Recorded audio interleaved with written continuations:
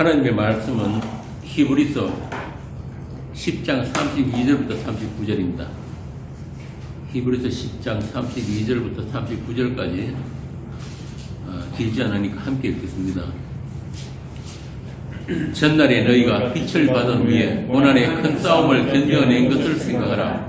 혹은 비방과 환난으로서 사람에게 구경거리가 되고 혹은 이런 형편에 있는 자들과 사귀는 자가 되었으니 너희가 갇힌 자를 동정하고 너희 소유를 빼앗기는 것도 기쁘게 당한 것은 더 나았고 영구한 소유가 있는 줄 압니다. 그러므로 너희 담대 앞을 버리지 말라. 이것이 큰 상을 얻게 하느니라. 너희에게 인내가 필요하면 너희가 하나님의 뜻을 행한 후에 약속하신 것을 받기 위함이라. 잠시 잠깐 오면 오시리가 오시리니 지체하지 아니하시리라. 나의 의인은 믿음으로 말미암아 살리라. 또한 뒤로 물러가면 내 마음이 그를 기뻐하지 아니하리라 하셨느니라. 우리는 뒤로 물러가 멸망할 자가 아니오 오직 영혼을 구원함에 이르는 믿음을 가진 자니라. 아멘. 자, 오늘 본문을 읽으신 소감이 어떠십니까? 다 여러 번 읽고 오셨죠? 이 히브리서 9장 10장이 히브리서의 결론 부분이라고 말씀을 드렸는데, 이 10장 마지막에 나오는 이 말씀들은 오늘날 우리 현대 교인들이 읽을 때 상당히 좀 생소하고 어떻게 보면 비현실적이라는 그런 느낌을 받게 됩니다. 32절부터 보면 너희가 빛을 받은 후에 고난의 큰 싸움을 견뎌낸 것을 기억하라. 진규 씨, 네. 예수 믿고 난 후에 고난의 큰 싸움을 견뎌낸 적이 있습니까?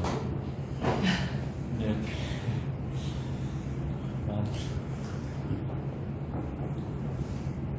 저 뒤에 웃고 있는 이현주 집사님.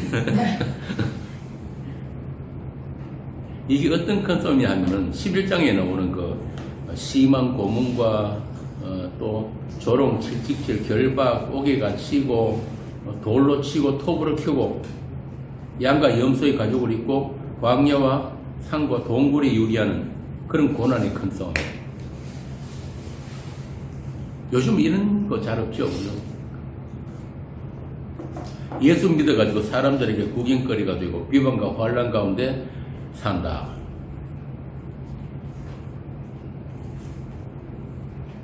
김 권사님, 교회 다니면서 내 소유를 빼앗겨 본 적이 있습니까? 오늘 본문처럼.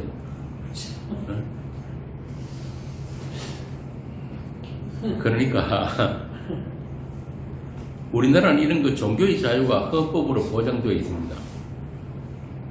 그래서 그 가끔 보면은 집안 식구들끼리 종교가 달라가지고 약간의 그 문제가 있을 수는 있는데, 이런 본문 말씀 같은 그런 일들은 일어나지 않는단 말이에요. 그렇죠? 과연 그런가? 오늘 본문 가지고 한번 살펴보겠습니다.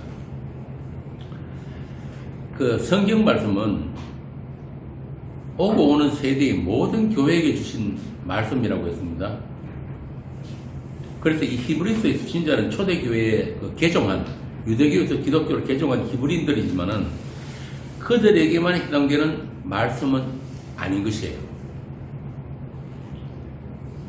그러니까 이 말씀들은 단순히 개종으로 인한, 그러니까 종교를 바꾼 히브리인들에게만 해당되는 말씀은 아니라는 거죠. 맞습니까?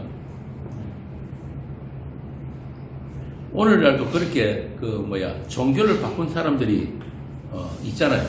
있는데, 그러면 그들도 다 똑같은 그런 환란이 일어납니까? 종교를 바꾼다고? 이현정 기사님 어때요? 전에 다른 종교 가져본 적 있습니까? 없어요.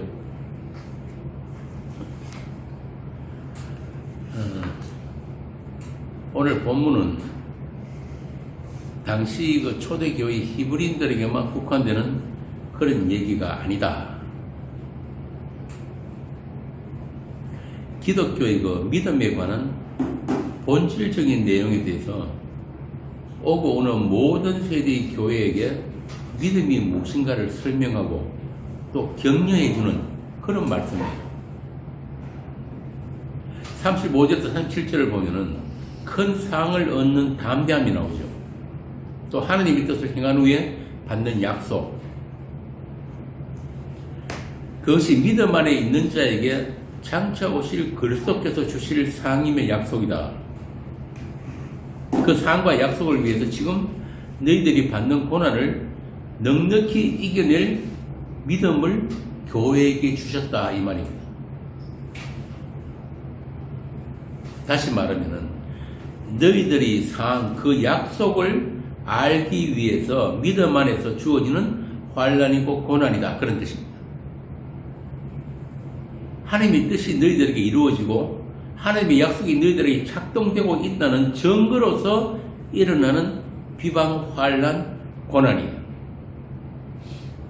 니들이 그런 고난을 잘 견디면은 상 받는다 그런 말이 아니란 말이에요.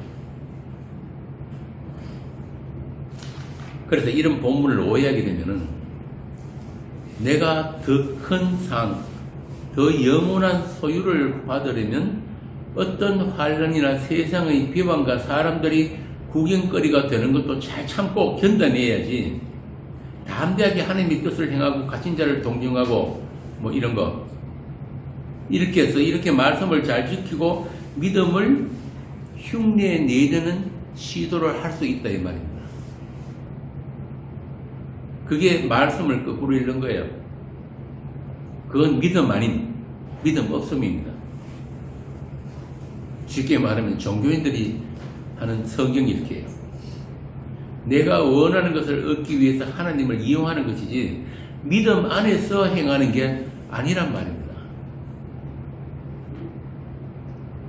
교인들이 보통 보면 히브리서 읽을 때 제일 많이 암송하는 게 뭐예요? 히브리서 11장 믿음의 장이죠. 이 믿음의 장 히브리서 하면 제일 먼저 떠오르는 게 이거잖아요. 그런데 그거 왜 암송하고 그러죠? 교회에서 가르치는 대로 믿음의 용사가 되려고. 그죠? 믿음의 용사가 되기 위해서. 그런데 이 히브리서의 하나님이 얼마나 무서운 하나님인지를 알면은 그런 거 함부로 못 한단 말이에요. 이 히브리서의 믿음은 야고보서에서 말하는 그 행함이 있는 믿음이 아니면 믿음 아니라 그런단 말이에요. 죽은 믿음.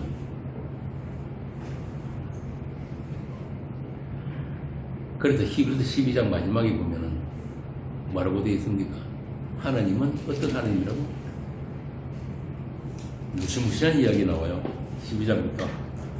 한번 보세요. 12장 제일 마지막에 우리 하나님은 소멸하는 불이심이라. 소멸하는 불이심이라. 그래서 이 히브리서의 믿음이라는 것은 한마디로 예수님의 믿음이에요. 예수님. 바꾸고 말하면은 하나님 안에서 행하는 믿음이란 말이에요. 요한복음에도 같은 말씀이 나와요. 요한복음 3장 21절. 진규씨 안 들어보세요. 네. 21절. 진리를 따르는 자는 빛으로 오나니 이는 그 행위가 하나님 안에서 행한 것임을 나타내려 함이라 하시니라. 이게 그 믿음이에요. 하나님 안에서 행한 것을 나타내는 자들은 다 어디로 나온다? 빛으로 나온다.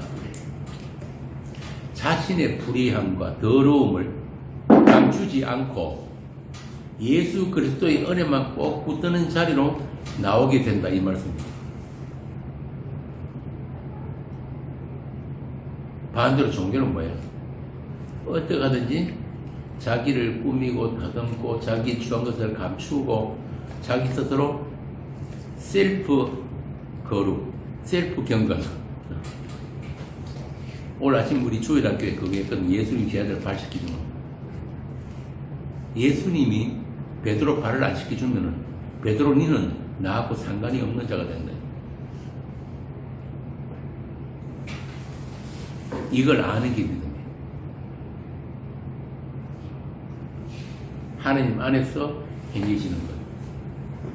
자신의 더러움을 감추지 않고 예수님께 나와서 그 은혜만 꼭 붙드는 그 자리.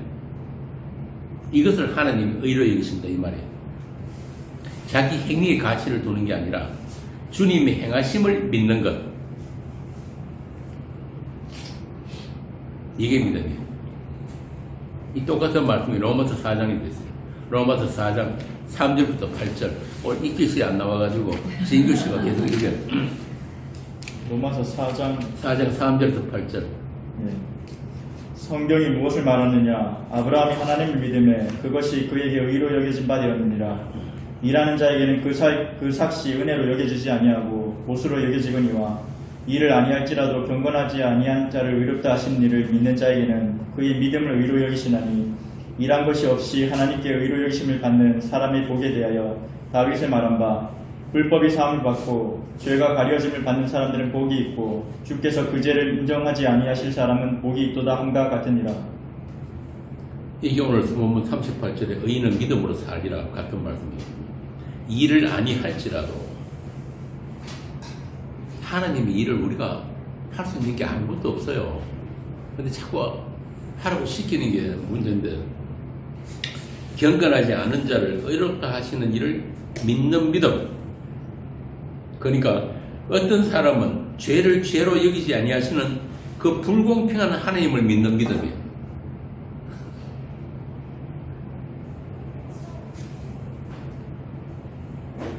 이 하나님을 모르니까 자꾸 내가 뭘 해가지고 내 구원을 내가 쟁취하려고 하는 거예요. 그런 믿음은 없단 말이에요. 그러니까 하나님의 의, 하나님의 공평이 무엇인지를 모르고 열심히 종교생활 하다가 지옥 가는 거예요. 그런 사람들이 나중에 예수님 앞에서 뭐라고 하겠습니까? 하나님 저에게 이러시면 안 되지요. 내가 그동안에 당신으로서 한 게 얼만데 이 소리가 나오다. 그게 마태복음 25장입니다. 하나님은 의와 공평의 하나님이고 그리고 사랑의 하나님 그 자체예요. 그분만 의고 그분만 공평이고 그분만 사랑이라는 뜻이에요. 인간들이 의를 행하고 공평을 실행해가지고 하나님이 의로운 하나님, 공평하신 하나님이 되는 게 아니란 말입니다. 그분이 행하시는 모든 것이 의고 공평이고 사랑이에요. 그런데 예수 믿는다는 사람들이 그 하나님을 모르고 지들끼리 착하게 살고 정의를 실현하고 평등한 세상 만들기, 사랑이 넘치는 아름다운 교회하기 이러고 있는 거예요. 한번 물어봅시다. 송 집사님, 왜 세상이 평등해야 됩니까? 예? 세상의 정치, 종교, 철학, 모든 사상할 것 없이 혁명을 일으키고 하는 게 전부 다 그거거든요. 평등한 세상 만들기, 정의로운 세상 만들기. 요즘도 우리나라도 시끄럽잖아요. 그런데 왜 세상이 평등해야 돼요? 에덴에서 쫓겨난 아담 그 이래로 그 후로 세상이 정의로운 적이 평등해 본 적이 한 번도 없다는 사실 아세요? 하나님이 불평등과 불의 아래 가두어 주신 거예요. 그걸 하나님의 의고 평등이라고 그러는 거예요. 제 이야기 아니고 성경이 그렇게 이야기한단 말이에요. 하나님이 불순종 안에 가두어 버렸다. 하나님이 보시는 세상은 악하다고 하시는데 예수님이 그러시잖아요. 내가 세상을 악하다 함으로 나를 미워하고 나를 죽이려 한다. 요한복음에 나옵니다. 그런데도 세상은 자기의 자기 가능성을 절대 포기하지 않죠. 왜 그럴까요? 선악과 따먹기 때문에. 지들도 선과 악을 안다는 거예요.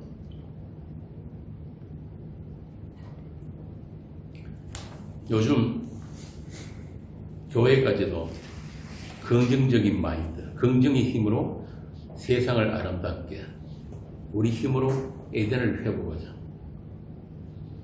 이게 뭐냐고 하면은 세상 신이 지배하는 세상 정신입니다. 걸어서 하늘까지 바벨산에. 하느님은 그 세상을 불사르기 위해서 간수하고 계세요. 예수님이 지금 다시 오셔도 또 살해해서 세상 밖으로 쫓아내버릴 인간들이, 특히 교회가 앞장서가지고 막을 거예요. 오시지 말라고. 당신 없어도 우리끼리 잘할 수 있으니까 그냥 하늘에 계십시오. 교회에서 세상의 심판에 대해서 이야기합니까? 안 하죠. 어떻게 하든지 간에 그리스도의 푸른 계절이 오게 하자 그러지, 이 세상이 불사르기 위해서 간수된 세상에 대한 이야기는 절대 안 한단 말이에요. 그래서 성령을 받는 성도의 기도, 그들이 세상을 보는 그 시각이 어떤가가 구약의 시편에 나오는 저주시들이에요.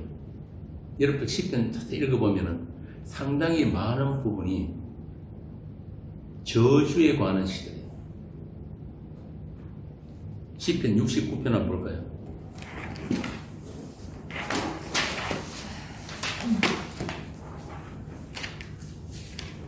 시편 69편 19절에서 31절까지. 오늘 강론 좀 깁니다. 그러니까 정차리고 잘 들으세요. 시편 69편 19절에서 31절. 먼저 읽어보세요. 정규씨. 주께서 나의 비방과 수치와 능력을 아시나이다. 나의 대적자들이 다 주님 앞에 있나이다. 비방이 나의 마음을 상하게 하여 근심이 충만하니 불쌍히 여길 자를 바라나 없고 긍휼히 여길 자를 바라나 찾지 못하였나이다. 그들이 쓸개를 나의 음식물로 주며 목마를 때에는 초를 마시게 하였사오니 그들의 밥상이 올무가 되게 하시며 그들의 평안이 덫이 되게 하소서. 그들의 눈이 어두워 보지 못하게 하시며 그들의 허리가 항상 떨리게 하소서. 주의 분노를 그들을 위에 부으시며 주의 맹렬하신 노가 그들에게 미치게 하소서. 그들의 거처가 황폐하게 하시며 그들의 장막에 사는 자가 없게 하소서. 무릇 그들이 주께서 치신 자를 핍박하며 주께서 상하게 하신 자의 슬픔을 말하였사오니 그들의 죄악에 죄악을 더하사 주의 공의에 들어오지 못하게 하소서. 그들을 생명책에서 지우사 의인들과 함께 기록되지 말게 하소서. 오직 나는 가난하고 슬퍼오니 하나님이여 주의 구원으로 나를 높이소서. 내가 노래로 하나님의 이름을 찬송하며 감사함으로 하나님을 위대하시다 하리니 이것이 소 곧 뿔과 굽이 있는 황소를 드림보다 여호와를 더욱 기쁘시게 함이 될 것이라. 아멘. 이게 다윗의 저주신데 이게 바로 뭐냐면은 예수님의 기도예요. 그러니까 일반적으로 세상이 생각하는 그 하나님과는 완전히 다른 거예요. 저주에 저주를 더하는 그런 기도. 자, 그러면은 오늘 본문에 나오는 그런 비방, 환난, 갇힌 자 되고 구경거리가 되고 큰 싸움을 견디신 분이 누구란 말이에요? 예수님이에요. 예수님.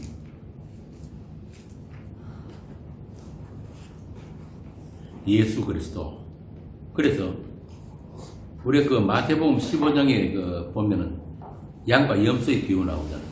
그래서 천국 간 성도들이 그러는 거예요. 헐벗고 줄이고 병들고 옥에 갇혔을 때 나를 동정하고 나를 사귀었다 너희들이.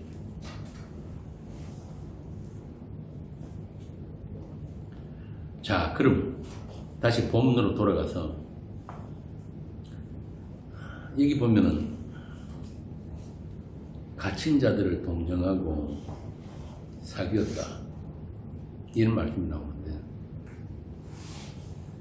당시에 그 로마가 전 세계를 지배할 때, 그러니까 로마법으로 이 이스라엘을 다스릴 때, 그때는 이 감옥에 갇힌 자들이 만약에 자기 재산이 없으면 그냥 굶어 죽습니다.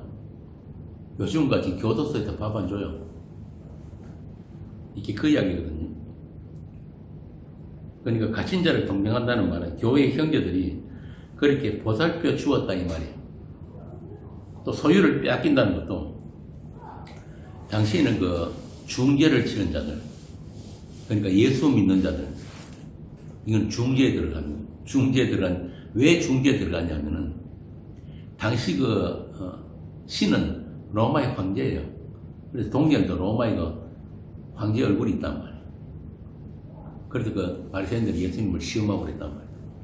그런데 예수를 믿는다는 말은 로마의 황제가 신 아님 이 뜻이거든. 이건 아주 큰 중죄, 반역죄란 말이에요. 그렇게 해가지고 감옥에 갇히면 어떤 일이 있느냐? 재산 몰수. 그게 소유를 빼앗긴다고 오늘 본문이라는 그 이야기. 그래서 당시에 개종한 히브리인들 중에는 이런 일들이 실제로 일어났고 또 현실적인 고난이다. 지금 그 이야기거든요. 오늘 본문이. 그런데 그런 고난이 영원한 기업을 소망하게 하는 빼앗김이며 그리스도의 능력을 함께 받기 위한 교회에게 주어지는 큰 싸움이었다. 이 이야기입니다. 그렇게 그들은 믿음 안에서 믿음에 의해 믿음의 삶을 살았다는 것입니다. 바로 그리스도의 한몸된 교회를 위해서 동일한 빛을 받은 여러분들을 위해서 함께 연결하여 그리스도 안에서 하나님의 성전으로 지어지기 위해서 이러한 초대교회 히브리인들이 이런 고난과 환난과 옥에 갇힘을 당했다는 거예요. 누구를 위해서? 여러분을 위해서. 그걸 바꾸어 말하면 주를 위해서. 이해가 가십니까? 이해가 가야지 세가 오는데.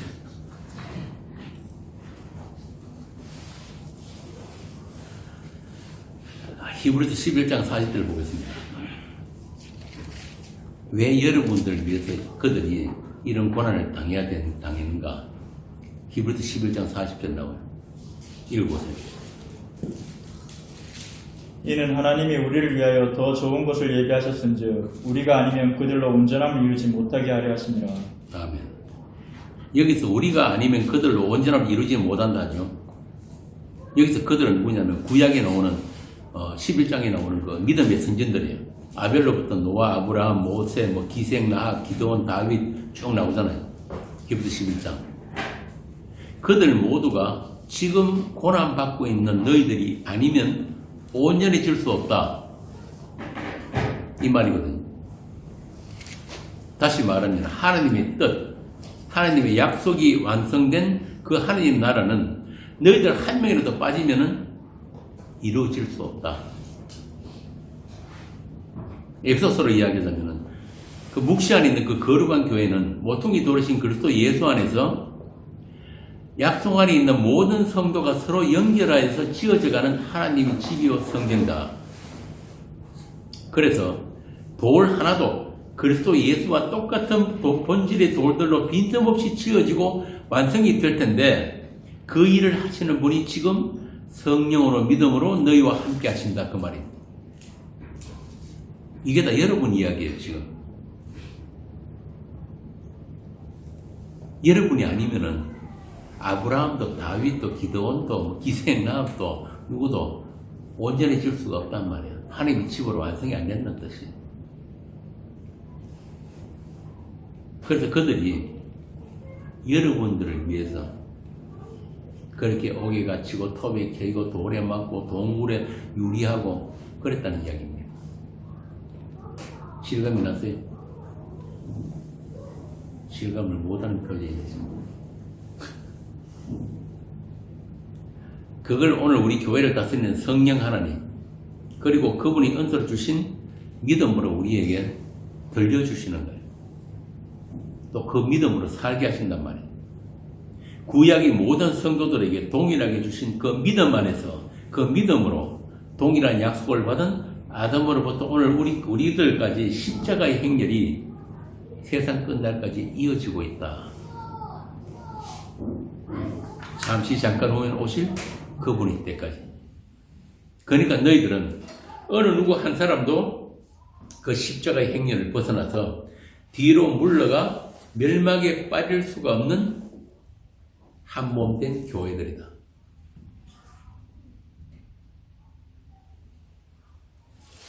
그런 격려와 위로의 말씀이 오늘 본문이에요. 그러니까 이런 본문을 읽으면서 여러분들 가슴이 벅차오르고 새로운 소망으로 우리 앞서간 그 사람들을 바라볼 수 있어야 되는 거예요. 너희 선진들도 똑같은 믿음의 여정을 걸어갔고 또 지금도 하늘에서 여러분들을 응원하고 있다 라고 하는 정언이 히브리서 11장에 쭉 나오는 그들이 오늘 여러분들을 향해서 격려와 위로의 박수를 보내고 있는 우리 믿음의 선진들, 조금만 더 힘내자. 이제 거의 다 왔어. 오시리가 곧 오시리니 지체하지 않으실 거야. 피곤한 손과 연약한 무릎을 이렇게 세우고 다시 천성을 향한 그 길을 함께 가자. 이게 히브리서 12장이거든. 너희들은 이미 흔들리지 않는 나라를 받았기 때문에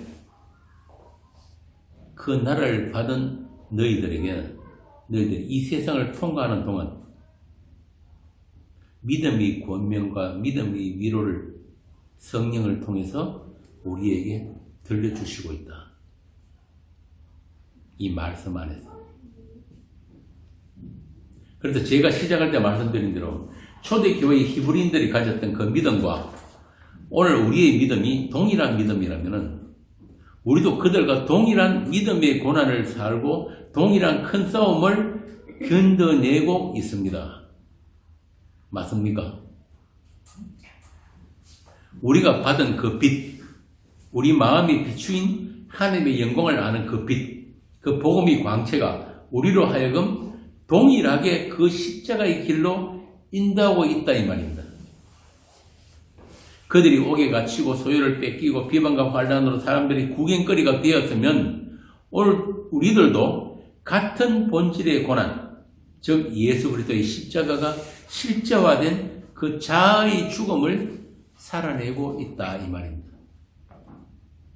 이게 없으면은 좀 섭섭한 말이지만 성도가 아닌 거예요.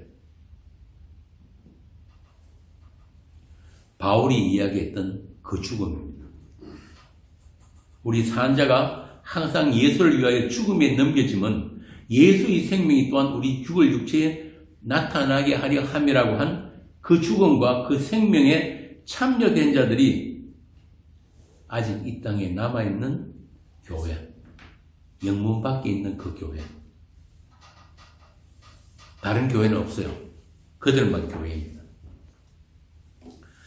자, 이렇게 빛을 받은 이들의 삶, 믿음 안에서 믿음으로 사는 삶이란 무엇인가에 대해서 지금부터 자세하게 알아볼 텐데요. 오늘 본문부터 히브리서 11장에서 마지막 13장까지가 전부 믿음의 사람들에 대한 당부와 경계, 격려의 말씀이에요. 그렇게 세상 속에서 세상과 섞이지 않는 경계선을 가진 믿음의 사람들은 무엇으로 살고 어떻게 사는가? 무엇을 바라보면서 사는가? 또 그들과 함께 하시는 우리 주님의 돌보심은 어떤 것인가? 지금부터 함께 보도록 하겠습니다. 우리는 히브리서가 말하는 그 의인은 믿음으로 살리라고 하는 그 믿음에 대해서 과연 믿음으로 산다는 것이 무엇인지 제대로 알아야 해요. 믿음으로 얻는 구원, 믿음으로 어렵다함을 받는 그 믿음과 세상이 알고 있는 믿음, 여기서 세상이라고 하는 것은 세상 교회까지 포함했습니다. 그 세상 인간들의 믿음은 어떻게 다른지부터 바로 알아야지 우리 요담 11장에 나오는 그 믿음의 사람들에 대해서 이해가 될 수 있는 거예요. 그걸 제대로 모르면은 아까 말씀드린 대로 이 히브리서에 나오는 믿음의 선진들을 흉내내고 그런 믿음의 용사가 되려고 종교생활을 하게 되는 거예요. 어떻게 그들이 이 세상을 통과했는가? 이 세상과 만물은 그 사람들을 가르치고 그 사람들에게 하늘의 것들을 설명하는 용도로 주어진 게 이 세상이거든. 그래서 고린도서에도 보면은 만물이 다 너희 것이라고 하잖아. 만물이 다 너희 것이다. 그래서 처음 질문으로 돌아가서 믿음이란 무엇인가?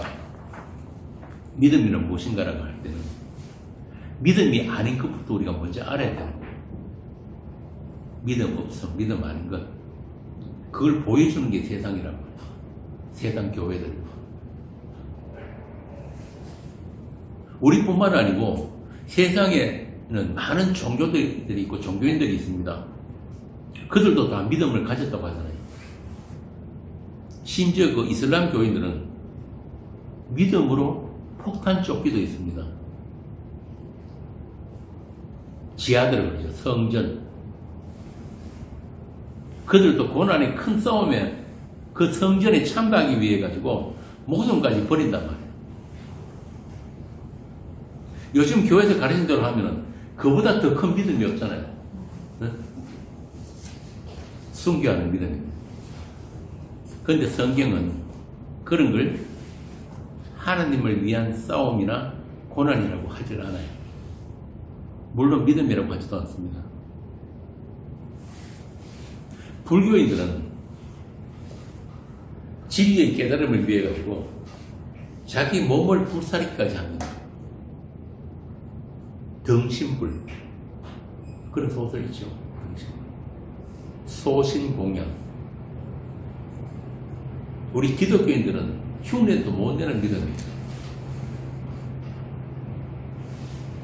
뭐 꼭 종교인들뿐만이 아니고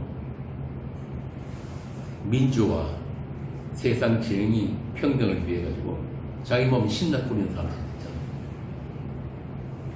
결국 그들도 종교예요.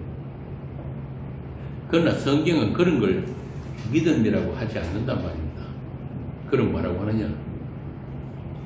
육이라고 하고 탐심이라고 하는 거예요. 자기 한계를 극복해 보려는 탐심, 더 나은 내가 되어보겠다는 탐심, 생명나무에 손을 뻗치는 탐심. 자, 그러면 성경이 말하는 믿음은 무엇인가? 그런 것들이 아닌 그 믿음. 믿음으로 어렵다함을 받는 그 믿음. 그 믿음은 무엇인가? 한마디로 이 땅을 다녀가신 그 하나님을 믿는 믿음이에요.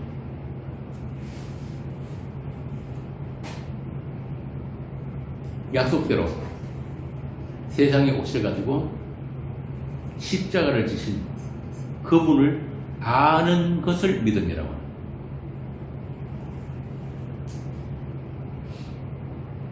세상 어느 종교에도 신이 죽는 종교는 없습니다.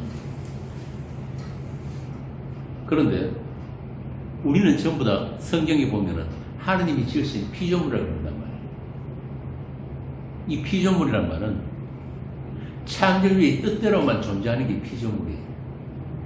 그런데 피조물이 있음이 되기 위해서는 반드시 누가? 창조주 하나님 편에서 일을 하셔야 된단 말이에요. 우리가 거기에 개입할 일은 하나도 없는 것을 아는 게 믿음이에요.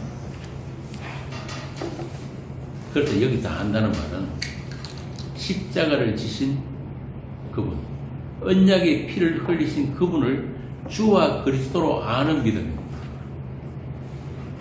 그래서 성경은 그분을 아는 것과 믿는 것이 오직 그분이 죽음 안에서 주어지는 알미고 믿음이라고 하는 거예요. 이 둘이 하나는 거예요. 분리되질 않아요. 이게 굉장히 중요한 이야기거든요. 예수 그리스도를 주와 그리스도를 아는 것과 믿는 것은 하나이지 둘이 분리될 수가 없어요. 그걸 분리해놓은 게 뭡니까? 신앙이 하나님. 에베소서 4장 13절에서 14절 합니다.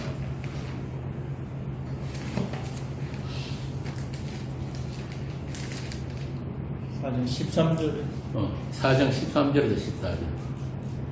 우리가 다 하나님의 아들을 믿는 것과 아는 일에 하나가 되어 온전한 사람을 이루어 그리스도의 장성한 분량이 충만한 데까지 이르느니 이는 우리가 이제부터 어린아이가 되지 아니하여 사람의 속임수와 간사한 유혹에 빠져 온갖 교훈의 풍조에 밀려 요동하지 않게 하려 함이라.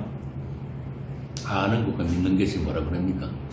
하나라고 그러죠. 그죠? 이것이 하나가 되어서 그리스도의 장성한 분량까지 자라나는 거예요. 이 말은 뭐냐면 성도는 예수 그리스도 안에서 그와 연합한 성도에게만 그걸 아는 알미 주어지고 믿음도 주어지는데 그들은 살아있는 생명이 있는 자들이다. 생명이 있는 자들에게만 뭐가 나타난다? 생명 현상이 나타나는 거야. 생명 현상이 뭡니까? 자라나온다. 자라나. 이렇게 성경에서 말하는 믿음이란 예수 그리스도의 십자가, 그 언약의 죽음과 부활에 연합된 교회에게만 나타나는 믿음이다. 그러니까 사람으로서는 할 수 없는 그 하나됨의 연합, 엔 크리스토스. 그래서 이 믿음은 주로 말미암고 주를 위하여 있는 믿음이지 우리 조우라고 우리의 필요나 우리의 목적을 위해서 있는 믿음이 아니다. 이것부터 바로 알아야 되는 거예요. 믿음을 발휘해가 믿음의 용사가 되어가지고 그 다음 뭔데요? 뭐 하겠다고? 그 출발부터가 잘못된 거란 말이에요. 그래서 이 11장에 보면은 그 믿음으로 살고 믿음을 따라 죽는 자들이 쭉 나오는 거예요. 믿음이신 이에 의해서 잉태가 되고 11장 11절 또 이들은 다 믿음을 따라 죽었으며 11장 13절 이 말씀의 주어는 다 믿음입니다. 같은 말씀이 로마서 14장에 나와요. 14장 7절에서 8절 읽어보세요.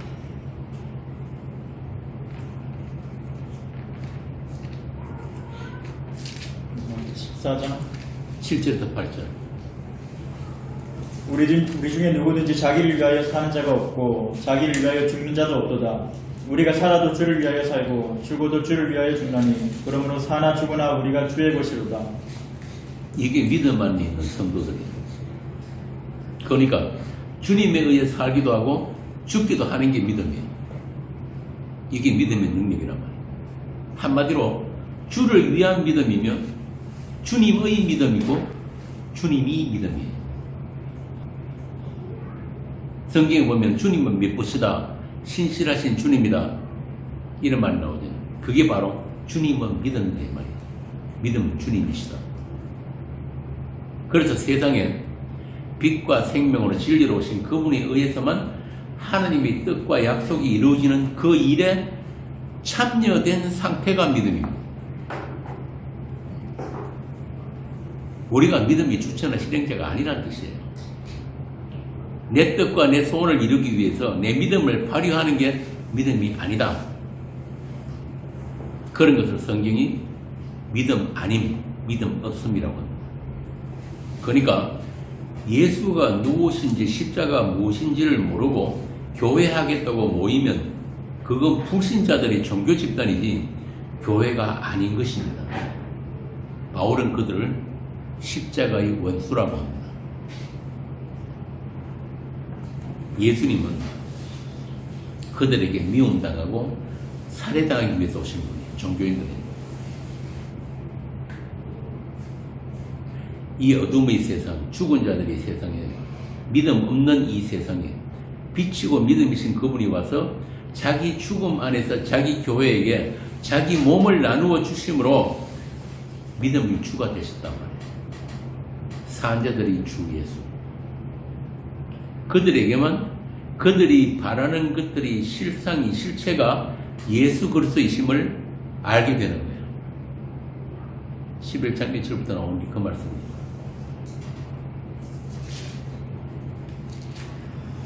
믿음은 바라는 것이 실상이다. 보지 못하는 게 증거다잖아요. 이게 아무에게나 그렇게 되는 게 아니고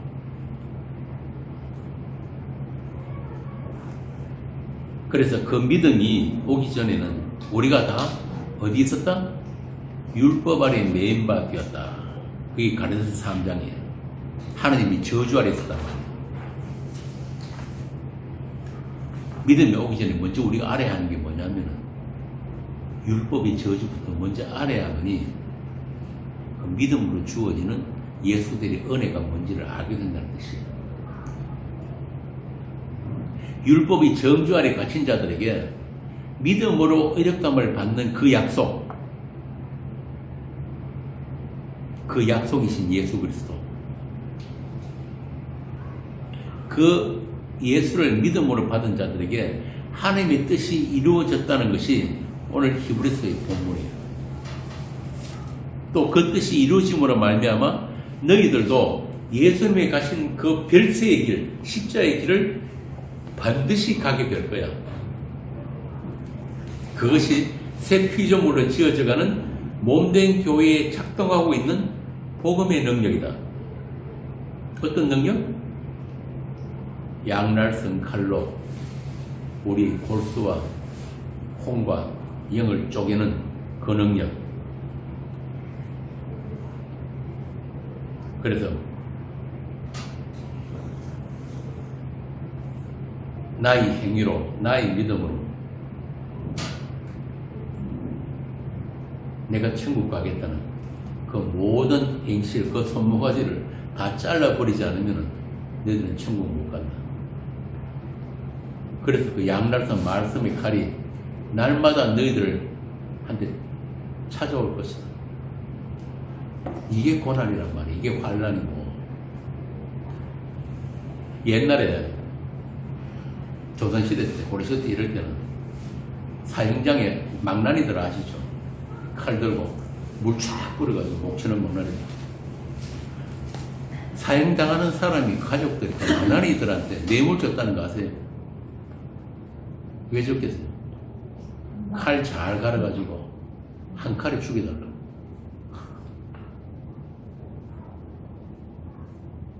그런데 그렇게 한 번에 죽는 건 쉽단 말입니다.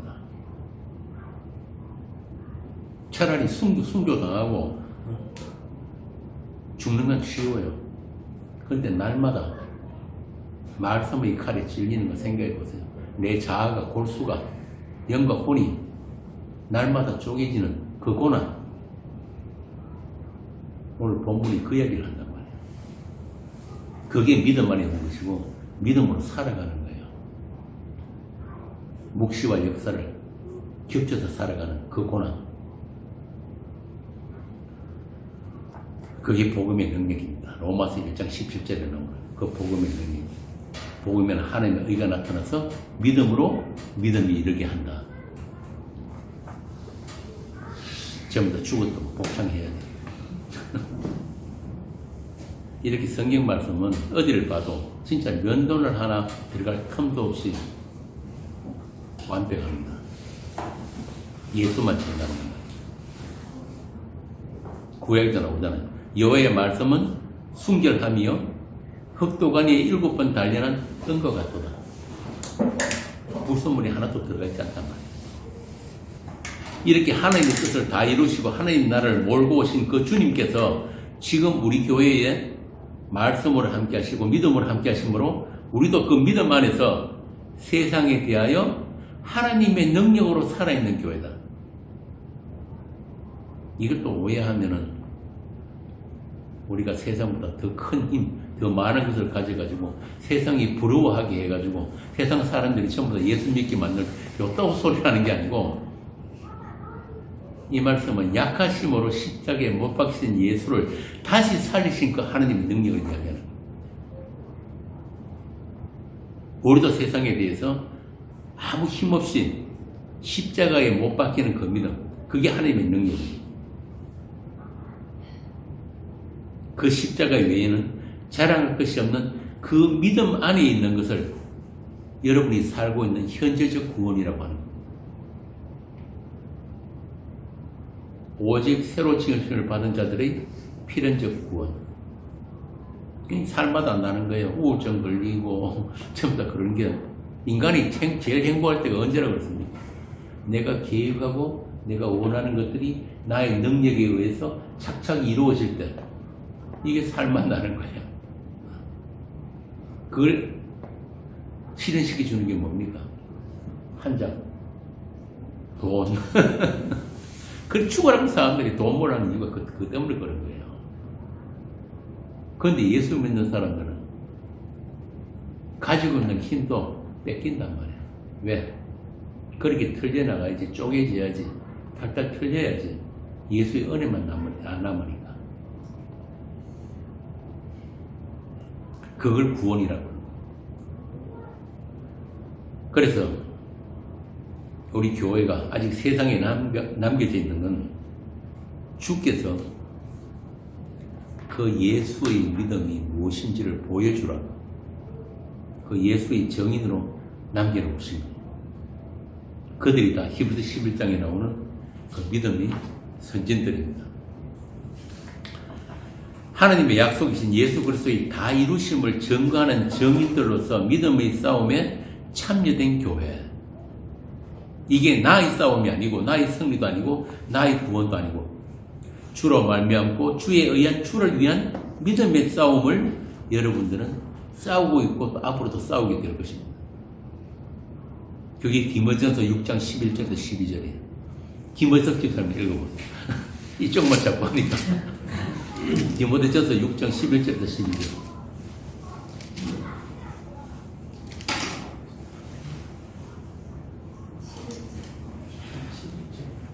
11절 12절. 오직 너 하나님의 사람아, 이것들을 피하고 의와 경건과 믿음과 사랑과 인내와 온유를 따르며 믿음의 선한 싸움을 싸우라. 영생을 취하라. 이를 위하여 내가 부르심을 받았고 많은 증인 앞에서 선한 증언을 하였도다. 아멘. 아멘. 그 싸움에 주께서 이미 승리하신, 주께서 이겨놓으신 그 싸움에 참여케 하시니, 이것이 이미 이루어진 하나님의 뜻을 행하는 믿음의 사람들에게 주어진 복이고 상입니다. 또 인내예요. 우리 안에서 행하시는 우리 주님의 열심입니다. 우리를 온전케 하시는 죽음 같은 사랑이에요. 그래서 사도는 그 믿음 안에 있는지 늘 자신을 시험하고 확정해라. 그렇지 않으면 너희들은 버려진 자다. 왜 이렇게 시험하고 확정해야 하느냐? 우리는 아직 약하고 죄 있는 육신 가운데 살고 있기 때문에 자기 사랑과 자아 숭배의 유혹에서 자유롭지 못하기 때문에 믿음까지도 예수까지도 나를 위해서 나의 목적의 도구로 써먹으려고 하기 때문에 또 이 세상이 불법의 비밀이 활동하는 이 세상 속에서 진리를 믿지 않고 불의를 좋아하는 그런 자들의 미혹이 항상 우리 주위에 있고 믿음에 파선한 자들이 정통으로 행세하는 세상을 우리가 살고 있기 때문에 여러분들 주위에도 많잖아요. 가족들이, 부모들이, 형제들이 야, 너 대구 가지 말라고. 그 이단들 모이는 데 가지 마라. 이 세상이 얼마나 비정상이냐면은 유일한 믿음이시고 유일한 의이시고 빛이시고 생명 있는 분이 이 세상에 오니까 그분을 죽여가지고 추방해 버렸다고. 이 세상에 보이지 말라고. 그러니까 그분 안에 있다는, 그분이 믿음 안에 있다는 여러분들이면 여러분도 똑같은 그 길을 가게 될 수밖에 없는 거예요. 그게 세상이 말하는 비방이고 구경거리고 조롱이고 환란이에요. 그 길을 안 가면은 그건 정말 이상한 자신을 돌아봐야 돼. 내가 잘못한 건 아무것도 없는데 자꾸 주위에서 시비가 끌려오고 욕하고 방해하고, 그게 세상이란 말이에요. 성경이 말하는 바울이 이야기한 그런 해를 입히는 후메네오와 알렉산더가 항상 우리 주변에 있습니다. 그래서 믿음 아닌 것이 무엇인지, 믿음의 선한 싸움이 아닌 것이 무엇인지부터 먼저 알아야 하는 게 이 성경에 기록된 것들. 굳이 그런 것들을 안 써도 되는 것들을 우리 믿음의 사람들이, 우리 선지들이 실수하고 실패한 것들이 그렇게 자세히 기록해놓은 이유가 바로 그런 것들이란 말이에요. 왜? 우리도 똑같이 그들과 같은 몸을 가지고 있기 때문에 우리가 그들과 똑같은 세상을 지금 통과하고 있기 때문에 그래서 우리는 결코 뒤로 물러가 침륜에 빠질 자가 아니요 옛날 성경에는 멸망이라고 침륜이라고 해놓아요. 침륜에 빠질 자가 아니요 믿음이 없어 하나님을 근신케 할 수가 없는 자들이라는 점을 그런 것들을 통해서 확인시켜주는 거예요. 나는 저렇게 살지 말아야지가 아니라 우리도 그들과 똑같이 넘어질 수밖에 없는 자인데 똑같이 그렇게 저갈 길을 갈 수밖에 없는 자들인데 어떻게 내가 이 예수를 알게 되었지?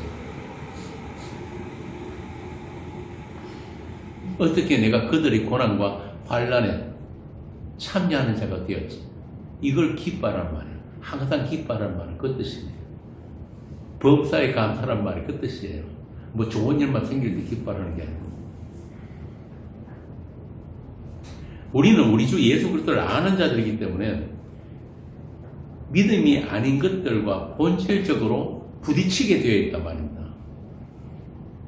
그게 아까 말씀드린 생명이 있는 자들의 자연스러운 반응이에요. 그걸 믿음이라고 하는 거예요. 믿음을 행함. 자, 그러면 이 믿음이 아닌 것 또는 뒤로 물러가 멸망에 빠지는 것에 대한 경고, 제일 마지막에 나오는 이 경고. 이 경고는 무엇을 말하는 건가? 왜 이런 경고가 우리에게 주신가를 살펴보라는 거예요. 믿는 우리에게도 그런 유혹과 실수가 얼마든지 있을 것인데 그럼에도 믿음이 너희들을 반드시 인내하는 자로 담대함을 버리지 않는 자로 최종 목적지로 끌고 가게 될 것이다.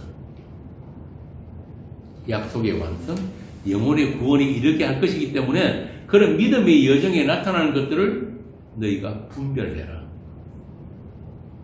그것이 믿음의 큰 싸움에 있어서 우리가 이수해야 할 하나님의 프로그램, 커리큘럼이다. 그 학점 다 따면 이제 인생 졸업하는 거예요. 요즘 뭐 졸혼이라는 것도 있던데. 그러므로 우리는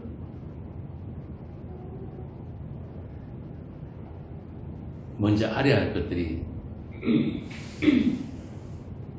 정말 중요한 것을 알아야 하는 게 뭐냐면 우리가 약속의 주체가 아니고 약속의 실행자도 아니라는 것을 잊어서는 안 된다는 거예요. 성도는 하나님의 약속이 실행되는 대상으로서 피조물들이에요.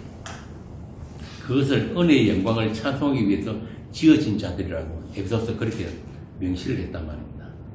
한마디로 하나님의 은혜가 아니면은 우리는 존재도 아니다.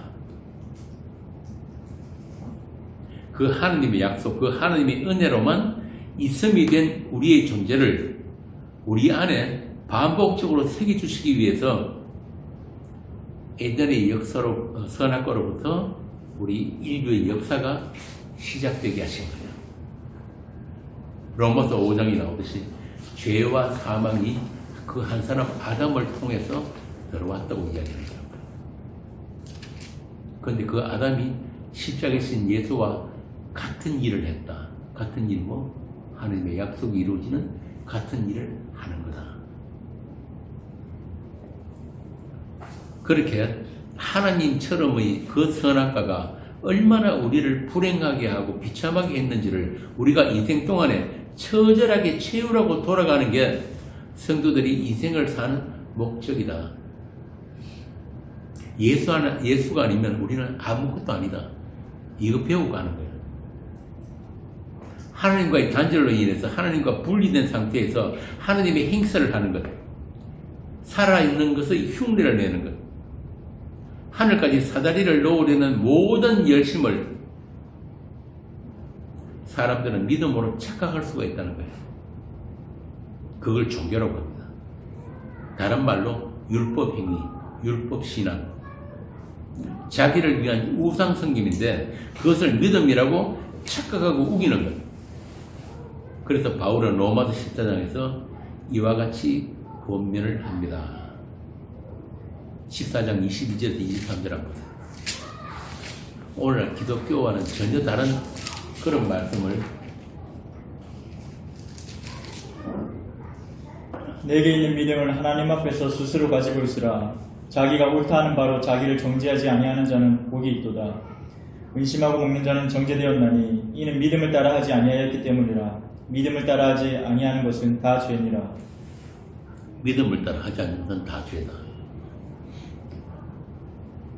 그 앞에 보면 먹는 것, 마시는 것 때문에 이야기하다가 이 말씀이 나왔단 말이에요.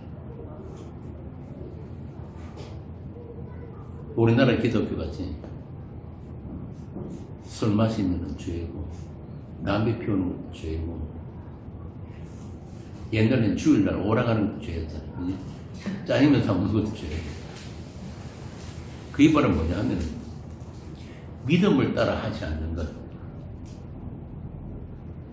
그것만 죄가 아니고 믿음을 따라 하지 않는 모든 착한 일도 다 죄라 이 말입니다. 먹든지 마시든지 주를 위해서 하지 않는 것은 다 죄라는 거예요.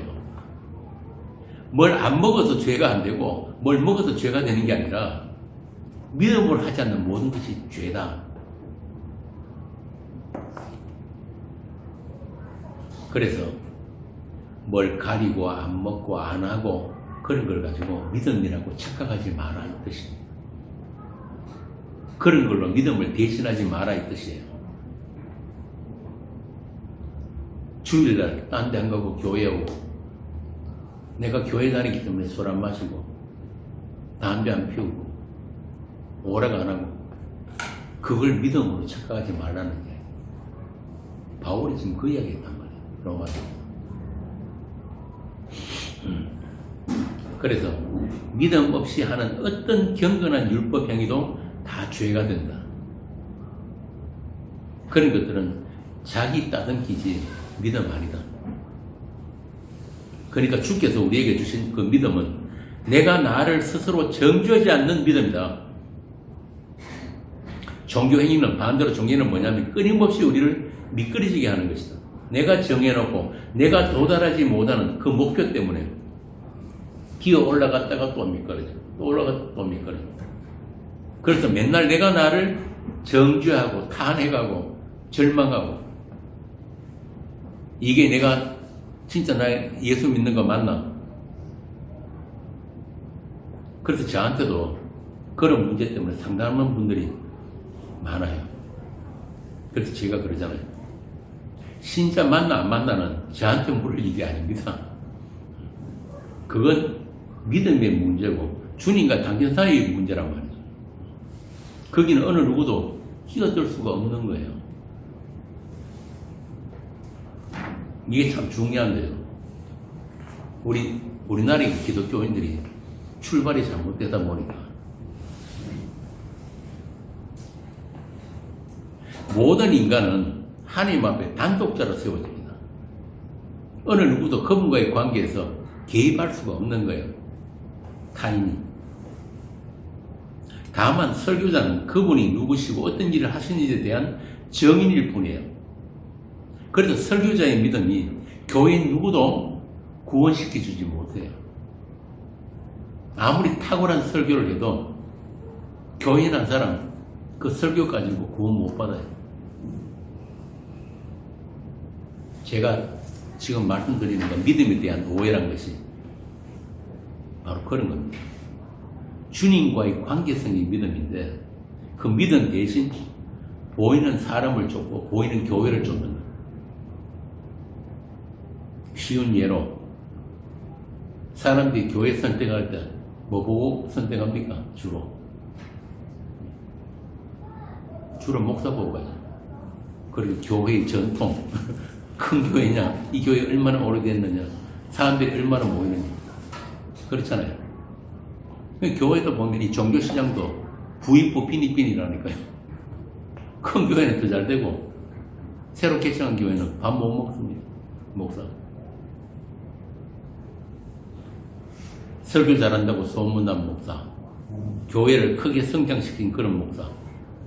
그래서 대형교회 목사들이 인기가 좋잖아요. 그 목사만 잘 배우면 잘 따라하면 나도 하나님께 인정받는 신자가 되는 줄 알고 그 사람의 지식을 학습하는 그런 열심을 내는 것. 심지어는 여의도 어떤 교회는 목사들이 어떤 목사 말까지 흉내 냅니다. 미신이다. 진짜요. 순복음 목사들이 조용히 그 말까지 흉내내고 따라했단 말이에요. 근데 이게 남의 일이 아니란 말이에요. 이게. 김승수 목사를 쫓는 사람들도 똑같아요. 문제는 그들이 김승수의 신학이나 지식은 설교를 들어도 잘 아는데 예수를 모르는 게 문제예요. 예수를 모르는 게. 제가 방금 말씀드린 대로 김승수가 예수를 이렇게 가리키는 손가락이지 예수한테 갖다 예수와 연합시켜줄 그런 능력은 없단 말입니다. 그 때문에 김승수 목사님이 서울 와서 개척한 그 교회가 그분이 가시자마자 하루아침에 변질되고 다른 길로 가버려요. 참 신기합니다. 말로만 들었던 그런 사건들을 내가 직접 보니까 그 사람들이 뭘 했냐면은 김성수가 진리다. 김성수 위에 다른 복음 없다는 거예요.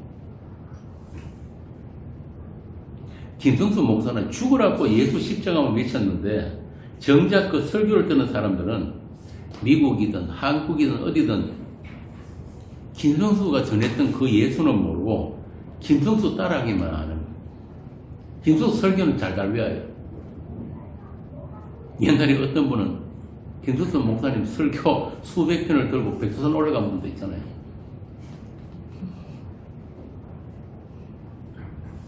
그렇게 김성수만 잘 배우면은 그게 교회인 줄 안단 말이에요. 참 죄송한 말이지만은 그런 사람들은 처음부터 교회 아니에요. 예수 그리스도의 관계, 그 관계를 떠나서 어떤 열심을 부리고 어떤 지식도 교회가 될 수 있는 방법은 없어요. 인간들이 할 수 있는 교회는 없단 말입니다. 교회는 예수 그리스도의 피로 사신 교회가 교회예요. 예수 그리스도가 기초가 되어 있지 않은 그 교회는 교회가 아니란 말입니다. 한마디로 주님과의 관계는 어떤 인간도 어떤 김성수도 만들어주지를 못하는 거예요. 모든 설교자는 바울이 말한 것처럼 중매쟁이에요. 중매쟁이. 소개만 해주는 중매쟁이. 근데 사람들이 그 중매쟁이하고 살라고 하는 거예요. 예수 신랑은 모르고.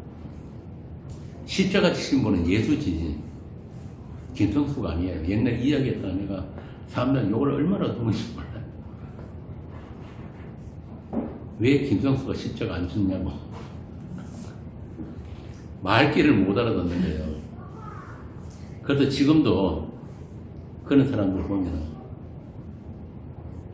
계속 헛소리만 하는 거예요. 그 교회 사이트 한번 들어가 보세요. 완전 귀신들 놀이터에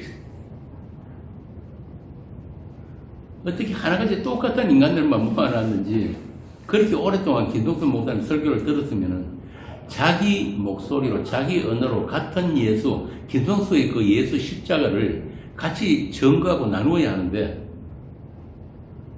전부 다른 복음, 다른 예수.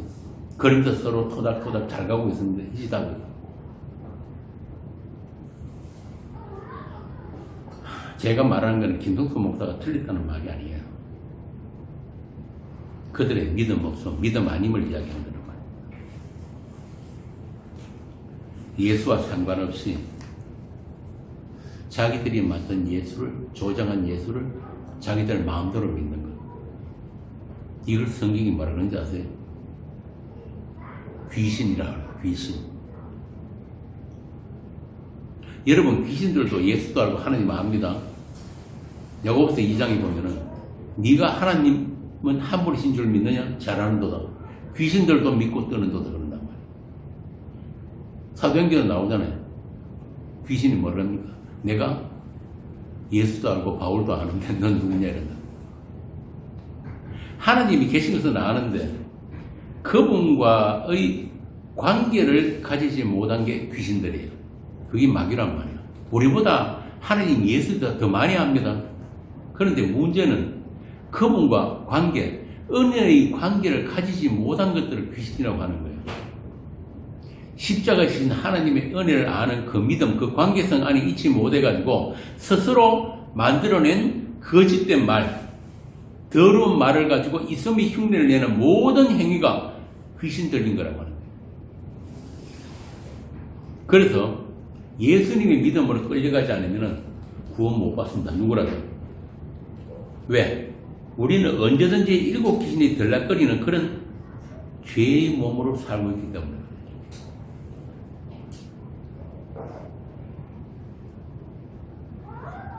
그래서 교회야, 너희들은 사람도 세상도 보지 말고 믿음이 주요 온전케 하시는 예수만 바라봐야 돼.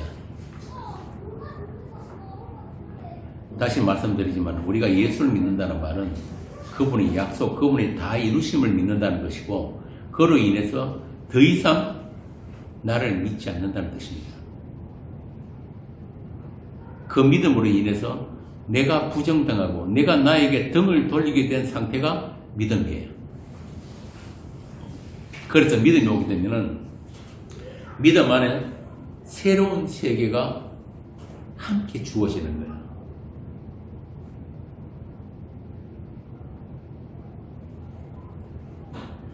나의 세계, 나의 역사, 나의 인생이 차츰 금이가고 무너지고 믿음 안에서 새 세상이 열리는 것.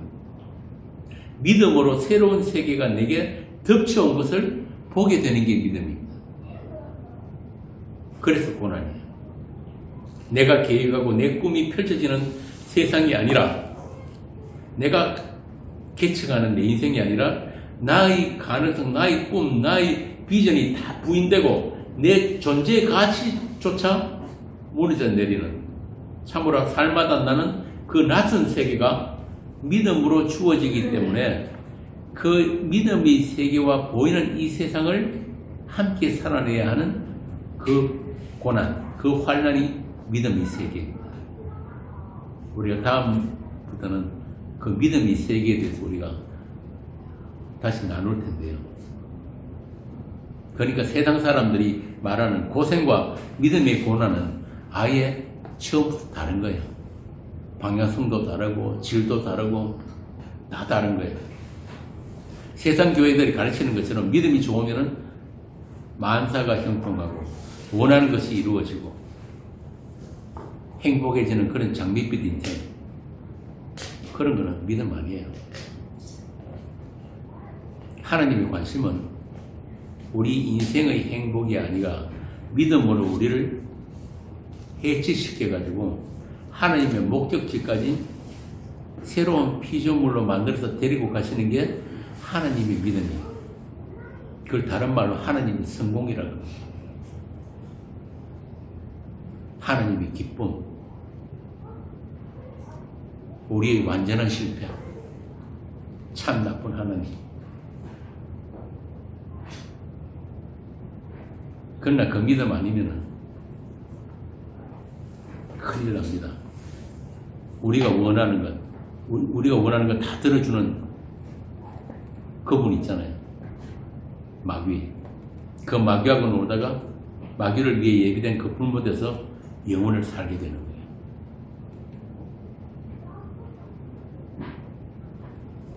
지금 오늘날 기독교가, 교회가 이 하나님, 이 성경이 말하는 이 믿음과는 정반대의 길을 가고 있는 거예요. 그래서 제가 지금 이 히브리서를 가지고 이렇게 믿음 아닌 것들에 대해서 설명을 드리고 있단 말이에요. 그 길로 가면 죽기 때문에. 그 영원한, 마귀를 위해서 예비한 그 영원한 불못에 들어가지 말라고. 그 길을 가면 안 된다고. 세상 교회들이 바라는 그것들은 하나님이 뜻이 아니고 하나님이 주시는 것이 아니라는 것을 반드시 알아야 되는 거예요. 2천억짜리 예배당 절대 하나님이 주신 거 아닙니다. 단일 교회로 10만 명 되는 그 교회 하나님이 주신 거 아니라니까요. 고지론, 번영신학, 은사주의, 신비주의 그거 아니에요. 성경에 그런 거 없단 말입니다.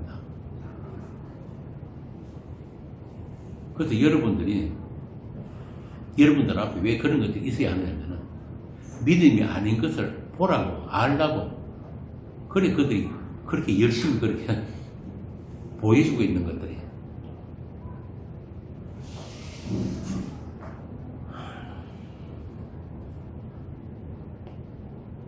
하나님은 소멸하는 불이십니다.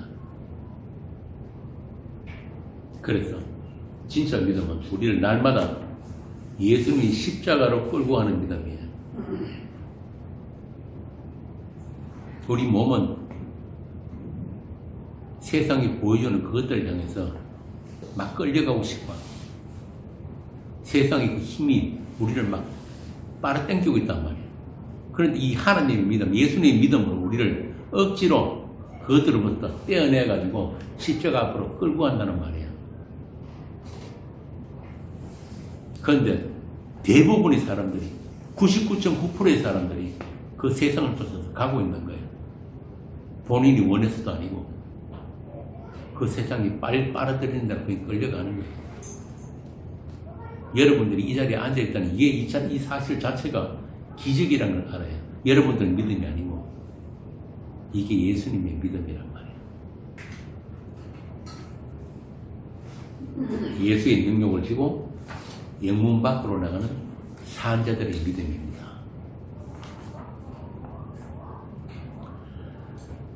우리를 속이고 믿는 자라도 넘어뜨리려는 온갖 미혹의 영이 그 세상이 우리를 종교의 성전, 율법의 성전에 가두어 놓으려고 하지만 하나님의 피로 믿음 위에 세워진 여러분들은 이미 그 세상에 대해서 십자가로 죽임을 당했음을 알게 하기 위해서 이 세상에 있는 거란 말입니다. 그 세상 역시 여러분에 대해서 십자가로 못 박힌 세상입니다. 그래서 여러분들은 다시 돌아가 침륜에 빠질 수가 없는 성도들이에요. 그렇게 여러분은 세상 속에서 믿음으로 하나님 나라를 이미 살고 있는 교회입니다. 가로수말 속에 들어있는 누룩처럼 예수님의 믿음이 여러분 안에 심겨져서 하나님 나라가 여러분 안에서 지금도 부풀어 오르고 있습니다. 그 믿음이 세상을 삼켜버린 거예요. 이제 믿음으로 사는 여러분에 의해서 세상은 판단을 받아야 하고 해석되어져야 하고 또 하느님 신부로 세상에 내려올 새 예루살렘을 위해서 잠시 보관되어 있는 세상입니다. 교회의 믿음이, 여러분의 믿음이 펼쳐질 필드로서 그 역할을 하고 있는 세상입니다. 믿음이 아닌 것들을 체험시켜주는 체험학습 현장. 여러분들은 이미 모든 것을 가진 자로서, 이미 주님의 승리에 참여된 자로서 그 광야를 통과하면서 하나님의 사랑과 하나님의 오래 참으심과 우리 주 예수 그리스도의 은혜를 확인하는 세월을 여러분들이 살고 있는 것입니다.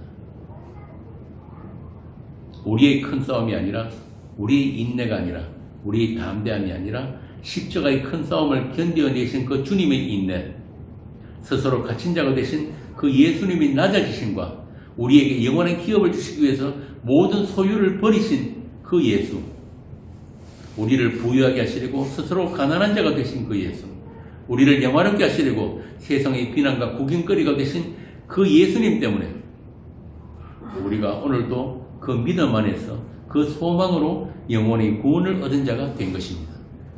그러므로 우리의 믿음은 그분이 행함이 있는 믿음입니다. 그 다 이루심이 우리의 믿음입니다. 지금은 우리가 희미하게 아는 것들을 잠깐 후에 속히 오실 그분에게서 우리는 그분을 얼굴을 마주하고 그분이 행하신 그 사랑을 직접 보고 듣게 될 것입니다. 요한일서 5장 4절을 함께 읽고 오늘 강론을 마치겠습니다. 요한일서 5장 4절입니다.